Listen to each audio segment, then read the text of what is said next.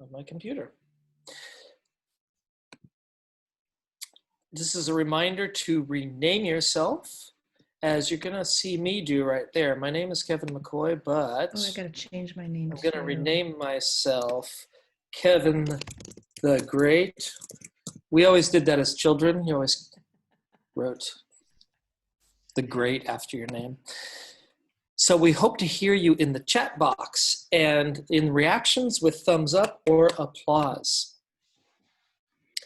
Last time we asked this group, what is the hardest skill to check online? And we got some really interesting answers. Today, we're going to combine everything and talk about those 4 skills separately and together. And I'm going to turn it over now to Lisa Hundley, our English language specialist, currently in Austria. Lisa. Yes, hello everybody. Nice to see you. And welcome to our session number 5, Unlocking the 4 Skills.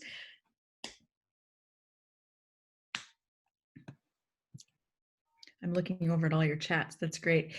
To give you an overview of the tools that we've used so far every day, we've looked at Mentimeter to get your feedback and to get your opinions on things. We've used Google Classroom, Padlet, Flipgrid, Quizlet, Kahoot, the Zoom poll function, and today we're actually going to also look at WhatsApp.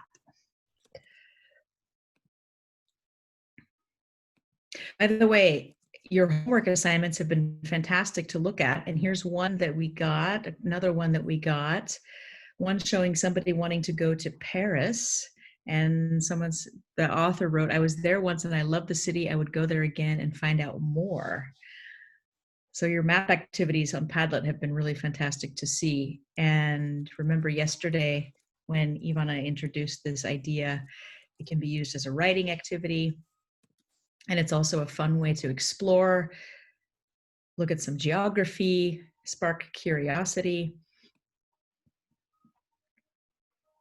And here we have somebody who would like to go to Galway, Ireland. It's better than Dublin, it says. It's beautiful and amazing. Social life, drinks, and people. That's Peter.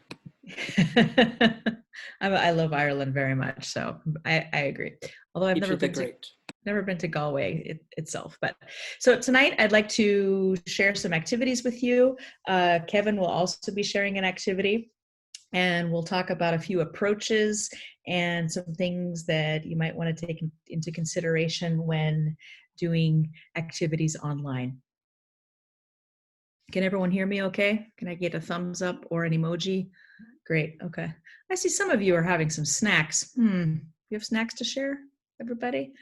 That's okay, you can snack here at home, why not? So the 4 skills, generally we think of the 4 skills as being productive, like writing or speaking, or receptive, listening and reading. We also have ways we can look at it where we integrate them because sometimes it's hard to separate. We're going to begin with speaking. And I think according to that Kahoot poll, speaking was one of the challenging areas to check and to deal with online. And we'd like to give you a few things to think about with speaking online and what you could do with students. I like to try to remember to give quieter students more opportunities to speak, and the more vocal students or the louder students the chance to stop talking or to learn to listen, because I think listening to others around us is really an important quality when it comes also to empathy and being curious and interested genuinely in other people. And I think in the classroom, we want to know, is everyone really participating with speaking activities or speaking opportunities? Should everyone participate? And speaking can be definitely challenging, especially in the online environment.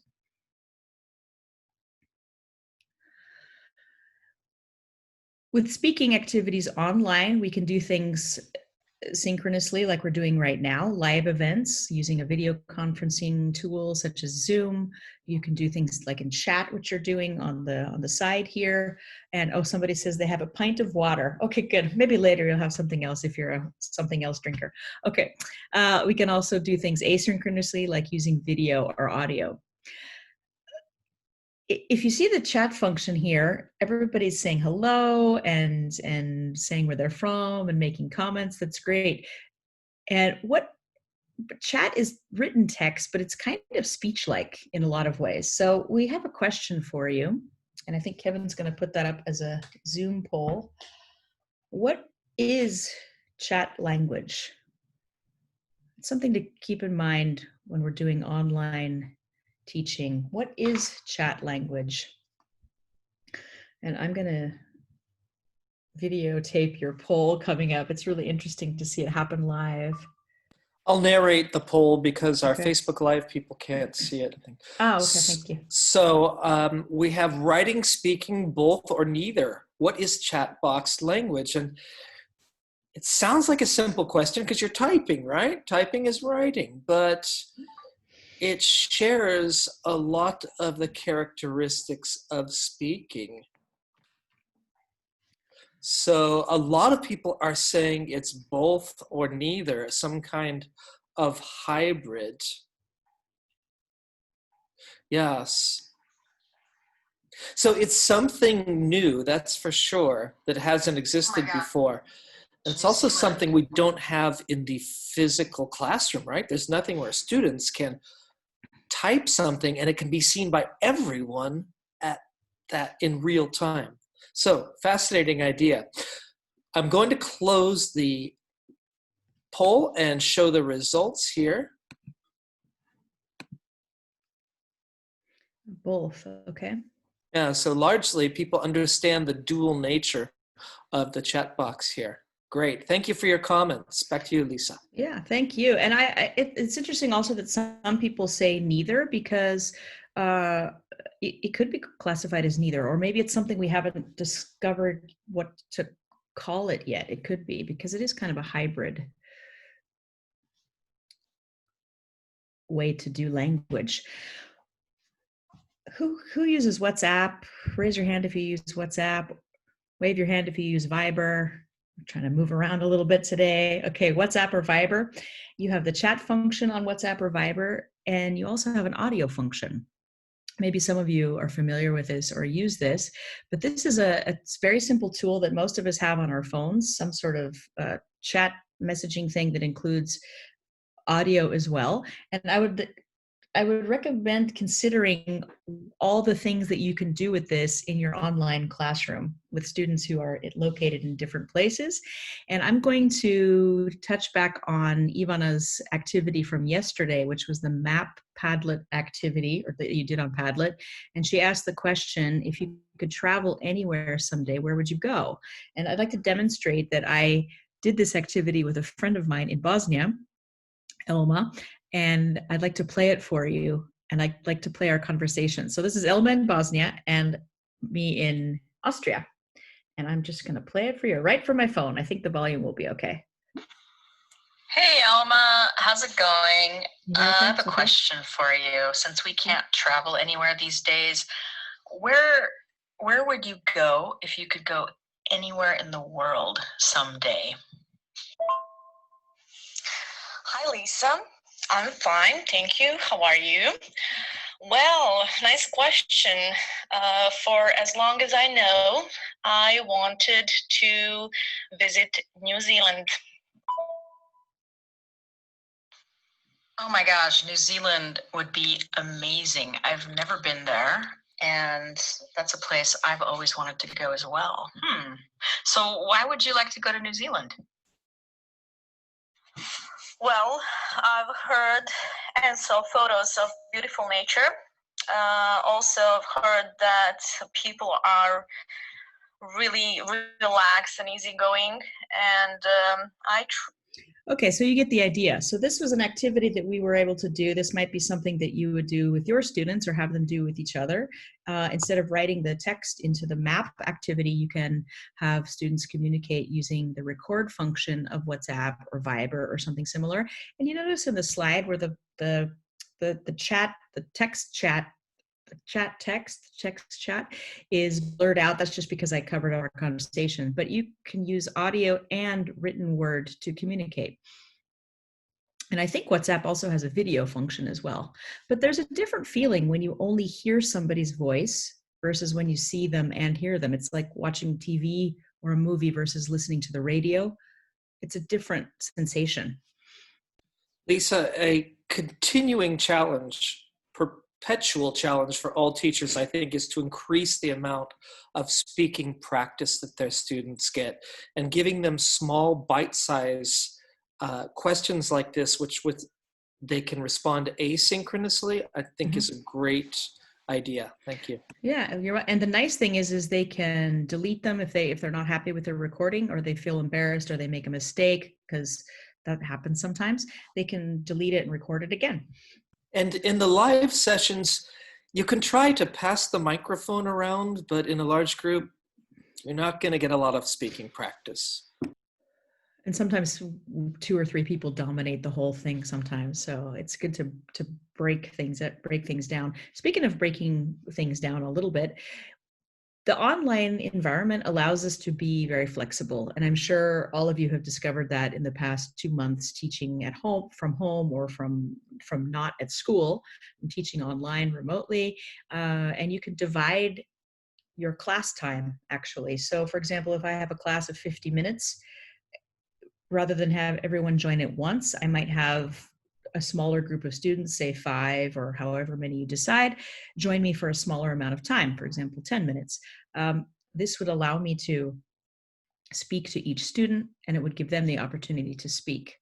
And to me, this would be a much more rewarding way to feel like they really had a chance to say something, because I think a lot of students get lost when it comes to speaking.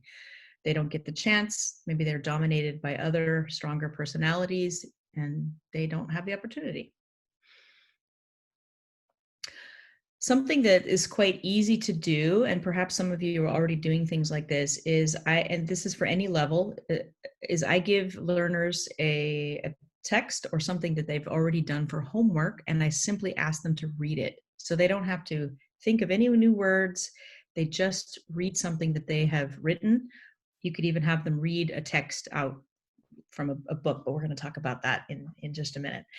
This is an activity that some 10 and 11-year-old students of mine did recently on Flipgrid, and they had to write the sentences for homework using past simple. And you see the picture in the top left says be/sunny day. So the sentence was, it was a sunny day, I walked to the park, etc. So the students just read this into their phone or their computer using the Flipgrid app. And I think they really liked this because they all did it because it was a controlled, easy task. And those who want to add their own language, they added connecting words, or they use livelier intonation, or they used funny voices or something like that. So a controlled activity can be really helpful. Recognize anybody here? Does anybody raise your hand if this is, oh, you don't have to raise your hand. That's okay if you don't want to. We've loved listening to your Flipgrids. We had 2 assignments on Flipgrid this week, and this was a very clear task, but the results were very creative because you were able to speak freely, and we got all kinds of results. We got tours of gardens, we got tours of your digital classroom that you're working on now, we got lists of things. So this was a nice activity as well to give students a clear topic, but more freedom with responding to the topic. And I like this because it promotes creativity, organizational skills, digital competence, figuring out how things work, trial and error. Some of you, by the way, are very creative with editing videos. And as a teacher, it allows you to really hear your students in a very controlled environment. And you have that recording, you can listen to it again and again. A tool like Flipgrid is useful also, I think, because as the teacher, you have the opportunity to give feedback either as an audio clip, for example, the little green circle under Azra's video here, I can leave her audio feedback, or I can give her written I can give her written feedback in the form of comments. Elmira, send her a screenshot. She'll love that, I think. I already mentioned that I was going to use this, so she said it was okay. And usually what I do is for written comments, I focus on grammar and intonation. Like I'll break down the word of how to, where the word stress is. And then in the video, I kind of give them a more personal, like comment on their content or things like that. How will you use, or how do you use audio and video with your students online?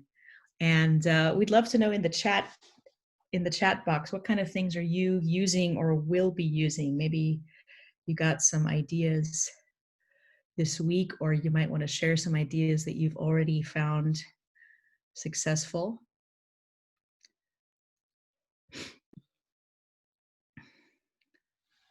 Okay, so people are using recordings. Anya in Poland, so Okay. she shares her recordings, Okay. video. Vocaroo, Natalia is using. I think it's the easiest online way to record. What's that? Sorry? It's called Vocaroo. It's probably vocaroo.com. Vocaroo. I've used that with university students. Yeah. Super easy to use. Yeah, So check it out. Yeah. Screenmatic. That's a good one, Habibi. Okay. Vocaroo. I haven't thought about that for a while. Thanks. Because I've used that in the past and I just haven't thought about it in the past few weeks. It's definitely the easy. It's one click. You go on the website, click, recording is done. Okay. Thank you, folks. Thank you for your comments. And you can save the chat, by the way, from this session. So if you'd like to save it, you'll have all of the feedback and ideas that everybody, couple hundred of us tonight. This is really exciting. Everybody has shared, so that's great. So now let's turn to reading as another skill that we can look at. And one of my questions I have when I think about reading and my students is I wonder, first of all, how much do they read? Because they don't seem to be reading a lot of full books for pleasure or for school or whatever, or ebooks. And some students are avid readers because they enjoy it and it's kind of their hobby or a way to relax or stimulate their minds. And oftentimes reading in my lessons consists of, they have a reading text in their book, then there are comprehension questions and things like that. But I wonder, are they really gaining literacy skills by reading, or are they just learning to complete the homework that I give them? So I think reading is one of the most important aspects of literacy, of language acquisition, of critical thinking skills, of higher order thinking. And there are more than a couple bazillion books to choose from in the world. So I'm going to show you an activity right now on oral reading fluency. And you might think, oral reading, what does that mean? So this connects reading and speaking, and it involves speaking, but it's really more of a reading activity.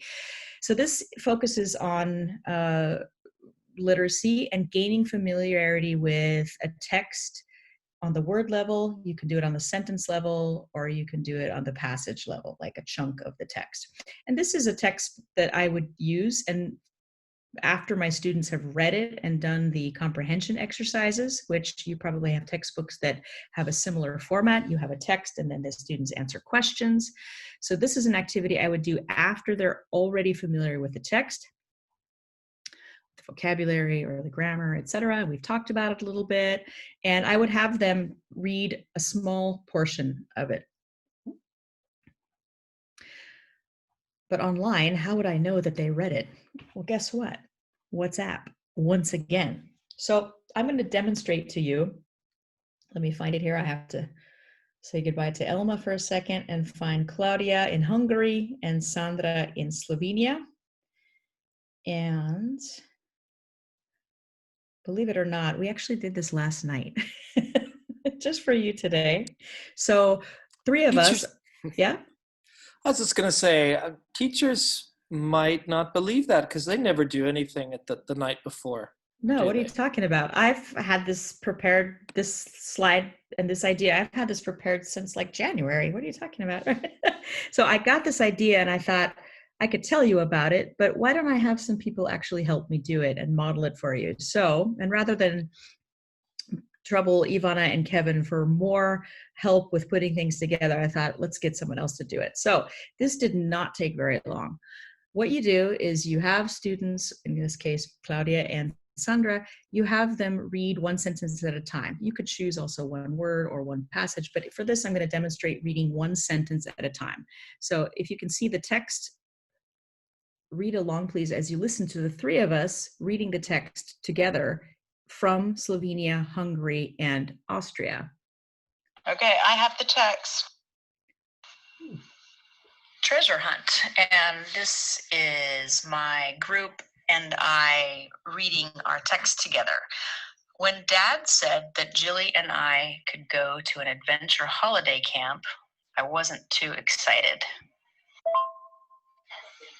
I didn't want to go on a holiday camp with my 9-year-old sister. But Jilly really loved the idea, so I couldn't say no. But the camp was great. Lots of new friends, and Jilly was okay too, most of the time. What I liked most about the camp were the surprise activities. Okay, you get the idea. We finished the whole passage, but you get the idea. So the three of us were in different places, but we read it. And so it's a very controlled activity, and the student only focuses on one sentence at a time. They don't have to read the whole text. I mean, you could have them read the whole text as well, but this gives really controlled focus on putting it together with their classmates, and they do it asynchronously. What I would then do with this text is I would read it myself and have the students then together with me read it all together. But they get practice beforehand, and they get to collaborate, and if somebody doesn't do their part, it's not complete. Very nice to hear the different voices reading it. Also, yeah, and it gives it a little bit of variety too. So another thing I think that's something to think about when reading is speaking, but also listening. And I'm going to show you kind of a funny example. It's not silly because it's serious, but it's fun. And is anybody familiar with Dr. Seuss? Have you heard of Dr. Seuss? Give me an emoji or a thumbs up if you know Dr. Seuss. Kids' books, or they're actually quite sophisticated, but they're usually written with quite simple language, and there are a lot of rhymes, and there are a lot of nonsense constructions in the phrases and the sentences and stuff. So this is a text that is something that I would do for students just to kind of give them a break, do something different, and introduce them to the idea of, yeah, it's okay to play with language, to play with sounds and things like that. So Fox in Socks is one of the books by Dr. Seuss that is very popular with children or adults perhaps too. This is an ebook version found on slideshare.com. They have a large variety of ebooks. On YouTube, there are also lots of videos of people reading this book, of narrating this book. For example, Knox in box, Fox in socks, knocks on fox, in socks, in box. So as you can see, it's kind of a nonsense sentence, but it rhymes. Or this is a new video. I don't know if anybody's seen this. It's kind of gone viral in the United States among American friends of mine. This is a YouTuber who's actually rapping Fox and Socks to beats of Dr. Dre, who's a very famous hip hop artist. And we'd like to play just a clip for you just for fun. So get ready. This is going to be a little something different. And Ivana will play just a clip for us.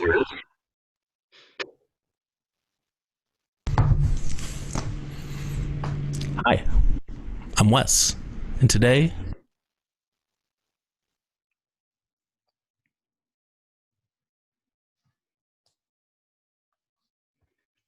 Olá, słucham. Tu cukret, moćne seme. Oh, we need some snacks. If it's not working, that's okay.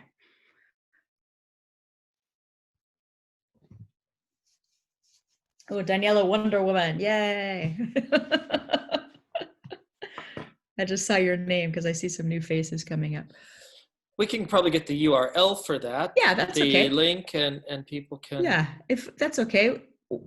After this webinar, go onto YouTube and check it out, and you'll see what I mean. It's just kind of a fun version of a book. So I like to show these to learners just to remind them that having fun with reading and language and Tatiana's playing already is fun. seen it. So Oh, you've seen it already. Somebody says, it's an awesome video. People should watch it. Yeah, you've seen it. And he also has many versions of other Dr. Seuss books. And this, by the way, just in case you were wondering what the 10 and 11-year-old set is saying, this is some feedback I got from my students. And I didn't ask them for this feedback. So I thought it was really neat. They wrote me these messages. I think the raps are very cool. I think it's better than read the book. I like to listen. I like the book Lorax, which I didn't even ask him to read the Lorax. That's great. So he knew the book already. The books from Dr. Seuss, Every Time Rhymes. It's a good idea to turn them into raps. So they had fun with that.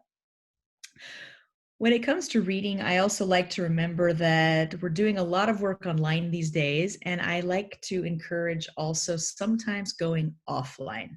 So I'm going to give you some thoughts about things that you can do not online. One thing I like to do, if possible, is to read books with students. And I think we have a quick poll. How many of you are able to teach whole books to your students, or you have access to whole books? Kevin, do you have that Zoom poll up? Have you taught an entire book, like a novel? For example, with one of my classes, we're reading the Diary of Anne Frank.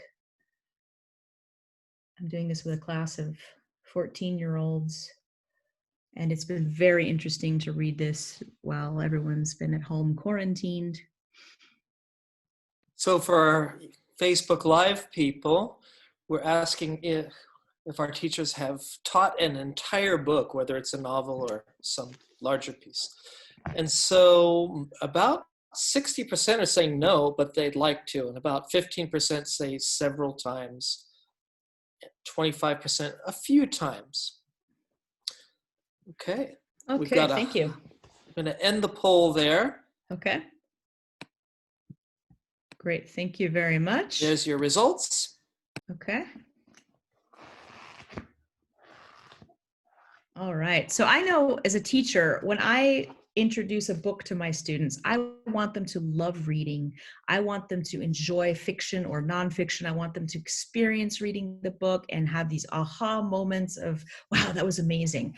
And a lot of times, honestly, students just say, give me the worksheets. How do I get my points? I even had one student say to me, if you don't give me like a test, I won't read the book. Okay, fair enough. At least she was honest. So I'm going to mention an approach that is useful to use for reading, and you don't have to only use it for paper copies of books. You can use it with any kind of text, actually. Ebooks, newspapers, articles, stories. And this approach is called TQE, which stands for thoughts, questions, and epiphanies. And it's more student-centered. It's less preparation for the teacher. That's nice. And I think it focuses more on the act of reading and allows students on their own to grasp concepts, and it encourages critical thinking and a bit more intellectual development than just reading the book, not having a good time with it, and answering the worksheet questions or the quiz questions. This is by a teacher, I think she's an American, named Marissa Thompson. So again, thoughts, questions, and epiphanies. So students are assigned to read a text, like a whole book, and that's all you tell them as a teacher. You have to read the book. At the end, you're going to write an essay. And while you read, you need to keep track of, by taking notes, your thoughts about the book, your questions about the book, and your epiphanies about the book. And you probably would need to pre-teach the word epiphany if they don't know what that means, like the aha moments that they experience while reading. Students do this individually. They can do it in small groups, in the online case now, in some sort of chat function. And then they discuss it as a whole class. And the notes that they keep while they are reading and documenting these thoughts, questions, and epiphanies, the teacher and the students together create an essay question. So the students are buying into this work. They're the ones who are producing the work. The teacher's not producing it, and it focuses on reading. And if the students choose not to read, then the essay will be really hard for them. Plus, they can't really cheat on it necessarily, although cheating in essays, that's a whole other story. We'll talk about that some other day. So that's just one technique and one approach for reading any kind of text. And remember, the online venue allows us to create multimedia essays. You can include photos, hyperlinks to things that relate to your book. So this is what I'm going to be doing, for example, with my students when we go back to school and talk about the book that they have read at home. So speaking of writing, are you feeling that it's time for an activity? Do you feel an activity coming on? Because that might be what's happening very soon.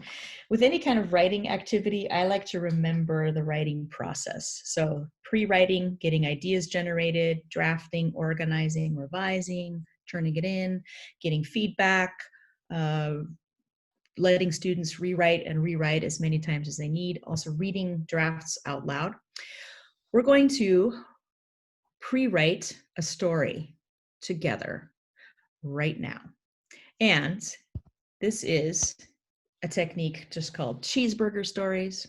I got this from a friend of mine, a teacher friend. So the cheeseburger or veggie burger, whatever you say, is a metaphor for organization, beginning, middle, end. And if something's missing, then it's incomplete. So what we're going to do is we are not going to write a whole story together, but we are going to pre-write a story and come up with some ideas. I'm going to take your ideas, which you will share in the chat, by the way. I'm going to write them down and I will show them to you after we finish going through these few steps. And I will post them in our Google Classroom and you can write a whole story. So you need to write, we're going to write a fictional crime story or love story. The first thing that we need to think about is the top bun of the burger. Now, not a literal bun, sorry if anybody's hungry or waiting for iftar, sorry. The top bun is the hook. So we need an attention-grabbing sentence for a crime story or a love story. Write your ideas in the chat box. And Kevin, let me know if you get a good one. Okay, so you want them to write the actual potential first sentence of a story. Yes, thank you. Crime novel or a love story. Okay, great. I think we got something. Ooh. Out of the night beneath her window, she heard a faint whistle. Oh, I love that. A faint whistle. Like that, probably. I think that's... What have we got? That's a good one. Yeah, that's a great one. Of all the joints in the city, she had to walk into mine. I think that one's already been written, but that's a great one. Mm-hmm. I know that one, Leah. One of my favorite films. Yes, classic. It was windy and a strange storm woke them. Okay, here. She looked through the darkness but could not spot the wind blowing. Wind seems to be pretty popular in our crime novel. Yeah, I see. I hope it doesn't get windy here in the city tonight. How about it was windy and a strange noise woke them up? Yeah, I like that. Okay. We need some lettuce. We need some lettuce now. We need a setting. Where are we? Where are we? Yeah, so this could be a city. It could be a description of a street, a room. Give us a sentence of a place. It's a great one. She was all alone in a street in Japan. Ooh. Is that cool? Yeah. I didn't think we were going to go to Japan, but we did. We just did. We have our map activities. We've got our crime story. She was all alone on the street in Japan. Okay, so characters. We have a she, it sounds like, right? Do we have any other characters? I'm going to write down she.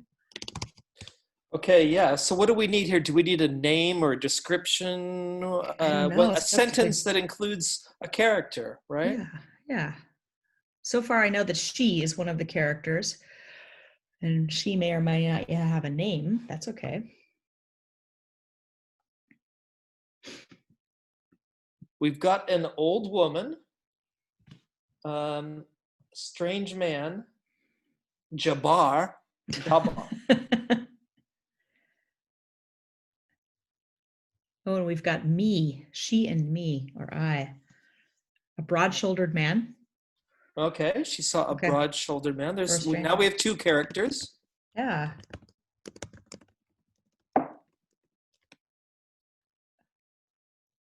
Oh, and Josie, the old woman with no face. I'm putting that down. That is classic. Okay, so this is going to be a great story. I think. Thank you, Leah. Someone gave Lisa a creepy package. Different Lisa. The lady Okay. in blue is pretty cool too. But okay, we're moving on. That's nice. We're moving on. We got tomato. We got the characters. Oh, on our burger we've got some cheese or some vegan cheese, whatever floats your boat. And ooh, there's a conflict. There's a conflict. What happened? What's the problem? So to review, who do we have on the street of Japan? We've got. It was windy, and a strange noise woke them up. Oh, them. Maybe we can change. Woke them up on the. It was windy, and a strange noise woke them up. She was alone on a street in Japan. Them and she could be different people.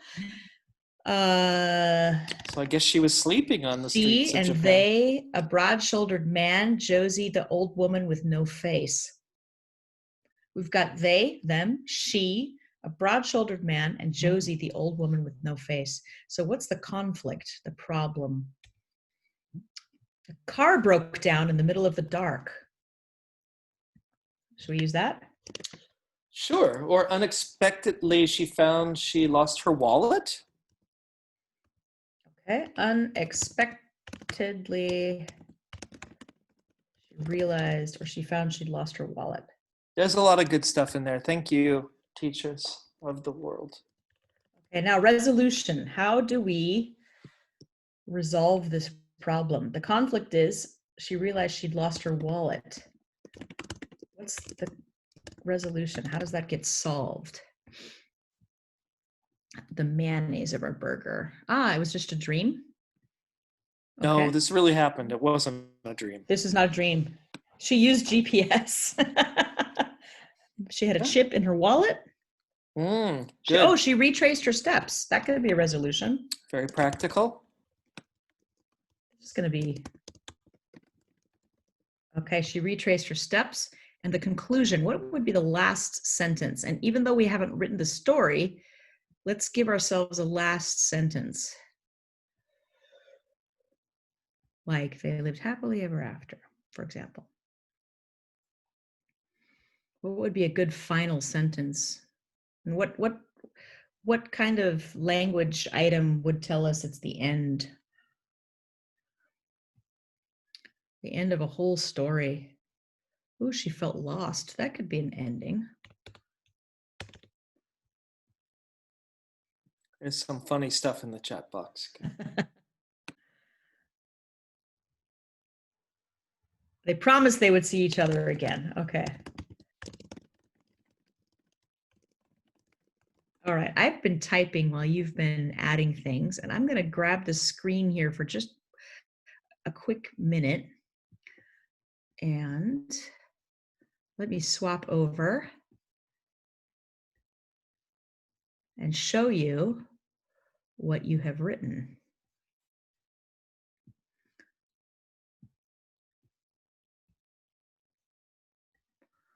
Okay, everybody, can you see my screen okay? I think you probably can. So I'm showing you the 4 o'clock session because we did this with them as well, and the 7 o'clock session. So it was windy and a strange noise woke them up. Setting, she was alone on a street in Japan. Or maybe you could just change that on a street to Japan. On a street in Japan. The characters, she, they, a broad-shouldered man, Josie, the old woman with no face. The conflict is she realized she'd lost her wallet, and the resolution is she retraced her steps, and they promised they would see each other again. So I'm going to post this in Google Classroom, and your homework for tonight is, well, you don't have to do it tonight. You can do it whenever you like, is to use the terms. You can also choose one from the 4 o'clock, choose them from the 4 o'clock session if you like, and write a fictional crime story below the table here. So we'll see how many stories we get from all of you. So this is a pre-writing activity that I like to do with students to just get their ideas flowing and going, and to underscore that their story should have a beginning, middle, end. And you can also use this cheeseburger metaphor for writing paragraphs, for example, or perhaps other kinds of texts, but the idea is that there's a beginning, middle, end, there's a set structure. I think one thing we can see from this is that we can do preparatory writing tasks online together. We can do short writing tasks via the chat box, but probably real serious writing is going to be done asynchronously. Yes, I would agree. Offline, right? Yeah. Okay, thank you, Lisa. Great. And next up, we're going to do a little bit of listening. How is listening different online? I think listening is one of the craftiest or trickiest things we teach. But let's do an activity right now to see if we can succeed in doing a listening task live and in the online format. So what I'm going to do is read to you a quotation from a famous man, famous person. No, it's not Ivana, and it's not Lisa, it's Albert Einstein. I'm going to read you something he said, and I would like you to write everything down. So grab a piece of paper if you like to write with your hand. If you want to use the chat box, that's fine, but don't type in and send. Don't send in the chat box until you have the entire text. Perfect. Here's a clue. The whole text is 13 words long, and I'm going to repeat it several times because I think in listening comprehension tasks, students deserve the right to succeed. So I like to give them the text many times. Here we go. You write it on a paper or in the chat. Albert Einstein, the only reason for time is so that everything doesn't happen at once. The only reason for time is so that everything doesn't happen at once. The only reason for time is so that everything doesn't happen at once. The only reason for time is so that everything doesn't happen at once. The only reason for time is so that everything doesn't happen at once. The only reason for time is so that everything doesn't happen at once. All right, show me your text. I see one from Veronica. The only reason for time is, and it looks perfect. Thank you, Veronica. And several, Anya from Poland and Daniela, Wonder Woman, are holding their texts up. They look good. I can see a lot of excellent texts in the chat box there. Okay, really nice. Thank you. Now that whole activity took us about 1 minute, right? So that's something that is achievable in an online session. We want to provide a lot of comprehensible input for students and give them practice at understanding language. Short texts work great. Proverb, headlines, or you can see these on your screen. Easy to fit into any lesson, face-to-face or online. So what are the takeaways from that extremely simple activity? One, it is targeted for listening for understanding. That is the primary activity, is listening for understanding. I didn't even ask you what it meant. I didn't ask you to talk about it because I wanted to provide the opportunity for listening comprehension practice. Certainly I could follow up and probably should, but let's focus on listening for listening's sake.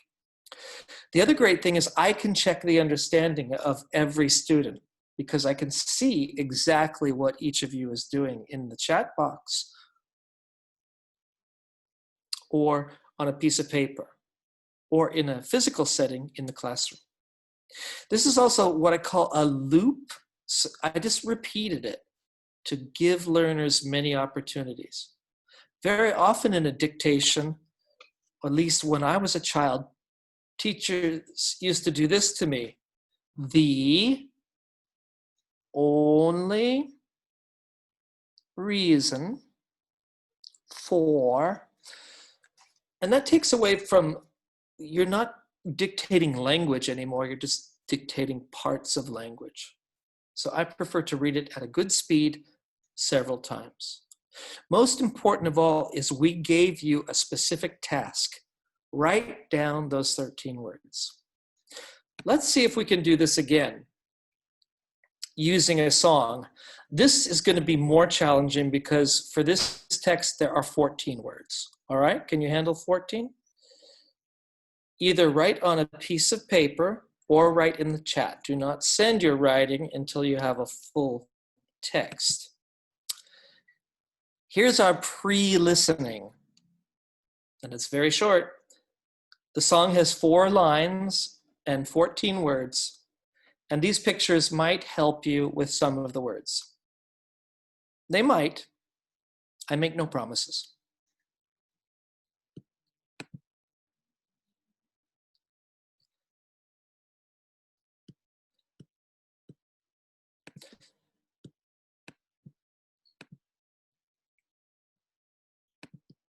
And I'll be right with you with your song.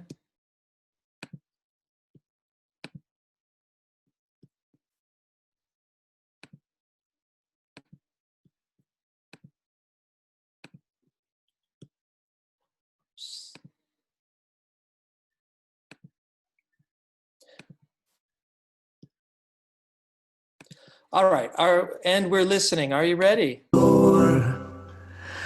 When you go to the store, refuse the bag. Bring your own.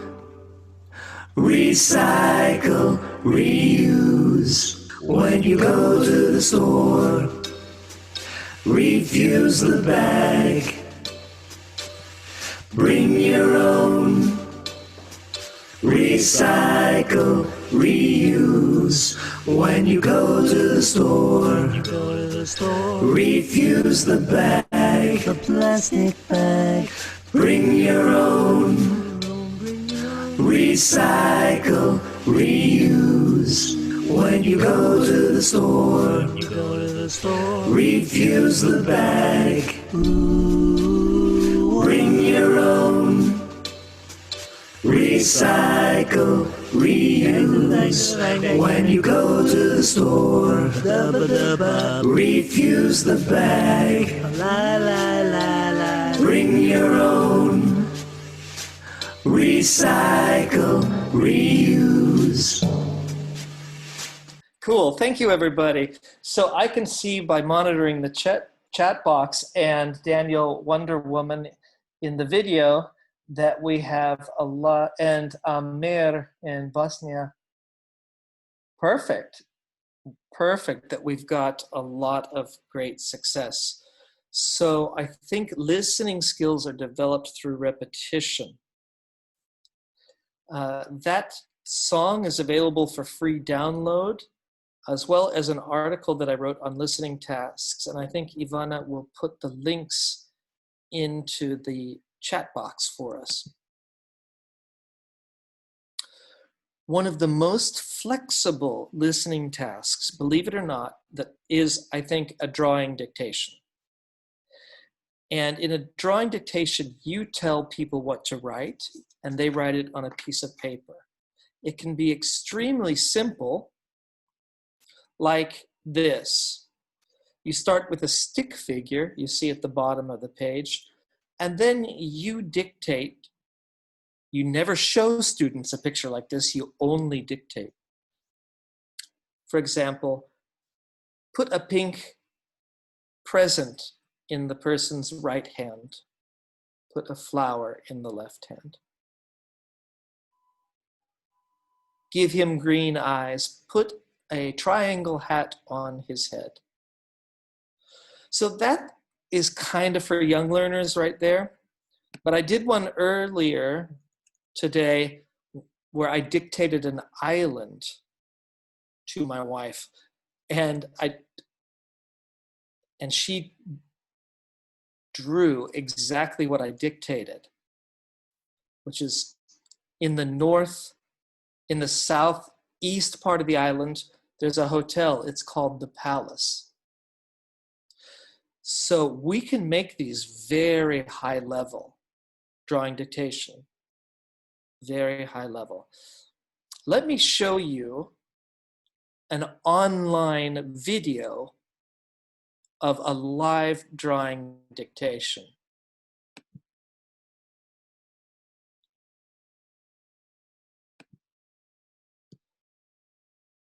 To do that, I'm going to have to stop share for a moment.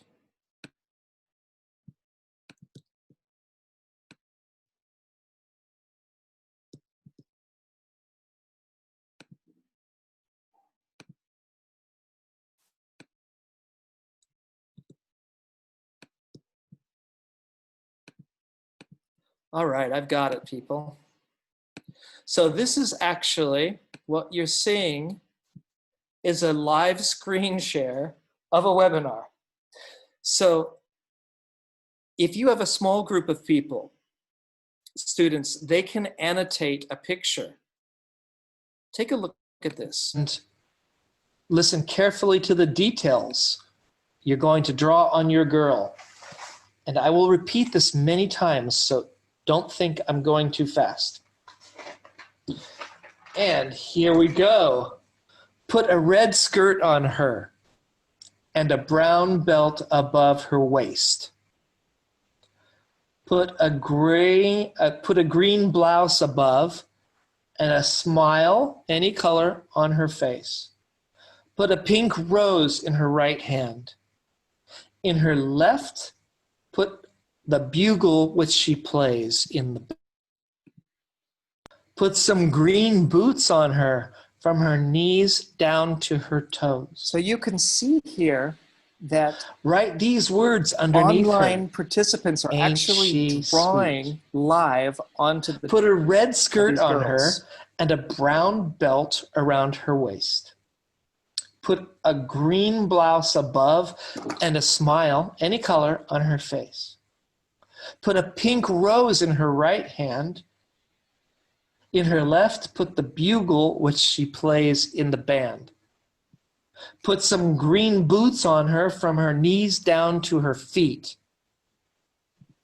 Write the words underneath her, ain't she sweet? You have more time. Let's try it with music. Put a red skirt on her and a brown belt above.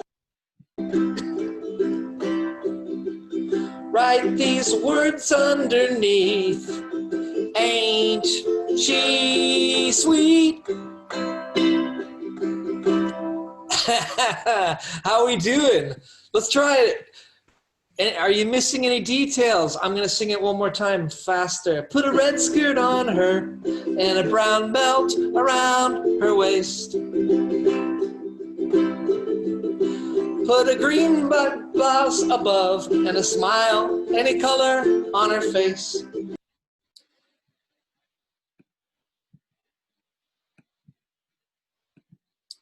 Okay, folks, so one of the coolest things in live online sessions is allowing your students to annotate pictures, and you can do dictations that way or have them comment on pictures according to your instructions. So, takeaways from this listening. We need sometimes dedicated listening tasks. That is, it's dedicated to listening. Listening is not just a byproduct of, oh, we were speaking together. That doesn't mean that you're targeting listening practice. Keep the tasks short and repeat the text until students succeed, because it is possible to do listening, dedicated listening online. We're about to wrap up our whole 5-day course right now. And I just wanted to remind you about a really great website, American English, where everything is free. And you never have to sign in. You can just go and download MP3s, like this whole CD is available for free download at americanenglish.state.gov. You remember Forum magazine? We've talked about as many, many issues are available for free download. My favorite, Activate Games for American English. We don't really care if you speak American English or any kind of English. It's just English. All varieties are good. Yeah, all varieties are good. And we have board games. Those are all downloadable. We have the brand new Monster Book of Activities, PDF, free, available. So check out americanenglish.state.gov. And Voice of America Learning English. Type in Voice of America Learning English. Endless activities from news, from English learning, US history. Really, really good material. It's about America, but it's not pro-America. It's not telling you how to think. And Lisa, what about gratitude? I'm grateful we had this time together. I know this has been a really fantastic week, and I'm so pleased that we were able to all connect and just work with so many of you this week from so many different places. It's been fantastic. So I look forward also to staying in touch through webinars, or hopefully we can see each other sometime in person. With all of the 4 skills, as you've seen, you can look at them in isolation. And I think an interesting point about listening, Kevin, that I appreciate is that when you play things over and over at a comfortable pace, it gives everyone the chance to catch what's being said. And I know, for example, when I first started doing like a dictation with my students, they just get unglued immediately. They're like, oh, it's too fast, I don't understand. It takes them a minute to realize I'm going to say it again and again, and there's no rush. So with listening, writing, reading, we also have integrated skills. Sometimes it's difficult to isolate one from another. So this is an activity that I think Ivana has posted it in the chat, called Gratitude, and it's just a nice way to wrap up a week. This is posted in our Google Classroom. If you would like to do this exercise, I see that some participants from the 4 o'clock session have already done it, and it involves a little bit of reading, a little bit of pre-reading. You're going to also watch a short video from Film English, which is a great site and a great resource, and then there's a little task for you to do. So have a look. This is in our Google Classroom. We're at the end of our week together. I can't believe it. It's Friday, day 5, and this has been a fantastic week. And thank you to all of you. Thank you to Ivana and Kevin, like the dream team. Just a few thoughts before we all go our separate ways here. I mean, teaching online is a challenge. I don't think there's any way to look at it other than a huge challenge, which can have pluses and minuses. And also because we're not teaching online because we're designing and working with online courses, we're teaching because we've had to. There's been this global pandemic that is this very unique situation, and we've had to just sometimes overnight go from our classroom teaching to, wow, everything's online. So mistakes are allowed. It's fine to try things. It's fine to not have everything go how you want. And this is how we learn. And I think we should model this to our students also, so that they can see that it's simply human to live, to learning by doing is a really important phrase. Just keep your students engaged as much as possible. And teaching, no matter what the mode is and no matter where we are in the world, I think teaching principles stay the same. And that's a really comforting thing to remember, whether it's online or or in person or both. And I'll be very interested to see how our perspective on education in general will be enhanced or changed after these past few months. So I think it's connected us in a way that we've never been connected before. Although we may be socially distancing, we're also socially connecting in ways that we never did before. What's your biggest takeaway from either today or the whole week? We'd love to hear your feedback. Maybe if you can give us a phrase or an idea. Ivana has posted a Padlet link in the chat, and we'd love for you to jump on there and give us your takeaway, your biggest takeaway from the week. Not your takeaway pizza, your takeaway message from this week. You can also post things in the chat box as well, but if you go to the Padlet board, then we can see everybody's ideas posted in one place. Live and learn. Yes, I like that concept. And being resourceful, absolutely. And I know a lot of people around the world are very resourceful, and I think teachers are among some of the most creative, resourceful people out there. So here's the link. There's a QR code for our Facebook Live listeners and viewers. You can just tap that from your phone. Adopt and adapt. I like that. Yeah, we've got to be flexible.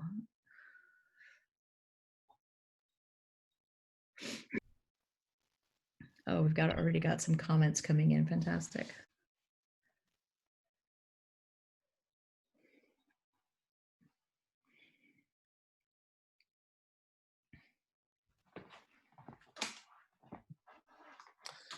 So really cool. We can keep in touch on Relo Belgrade Facebook. You can always find Ivana and I there, and we can always pass things on to Lisa. Lisa, it's been spectacular having you as our specialist.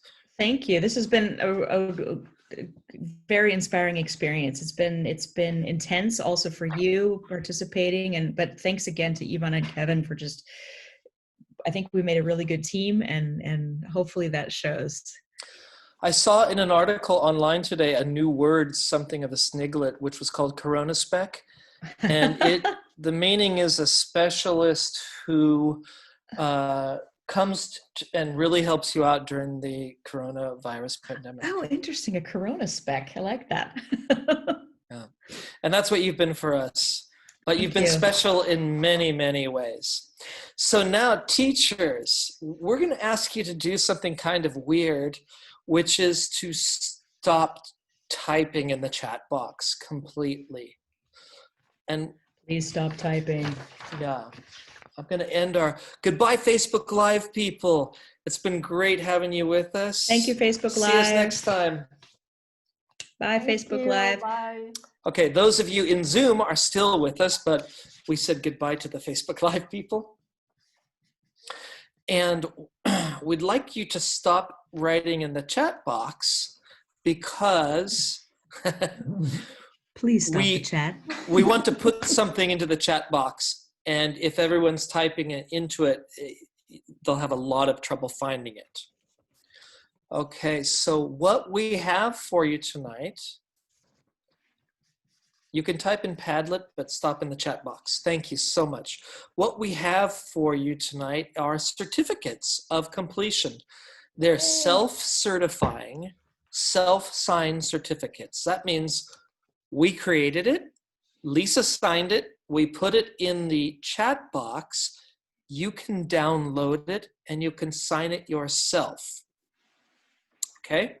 Or you can type into it, and by doing that, you're verifying your participation in the 5-hour course. All right? Okay. And please note that if you're on a cell phone right now, you might not see the file download. Is that correct? That's what I understand. In which case, we'll also be putting it on, well, it's already in the Google Classroom. Is that right? Yes, yes. The certificates are in the Google Classroom under Session 5. You'll find them there. Yeah. Okay. So are we ready? Wow, everybody. So remember, are- we don't want you to type in the chat box right now. If Please you could don't just type. resist for a few. Everybody stop. Thank you so much. Stop the chat. Ivana's now going to actually, there it is. Oh, Yay. what a So- beautiful certificate. It is 449 kilobytes.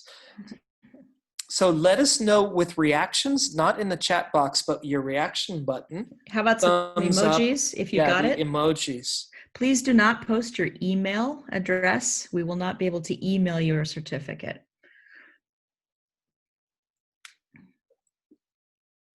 So please stop chatting in the chat box. Please do not post your email address. So we have it in two forms, right, Ivana? One's a PowerPoint and one's a PDF file. And both are in the chat box. Mm-hmm.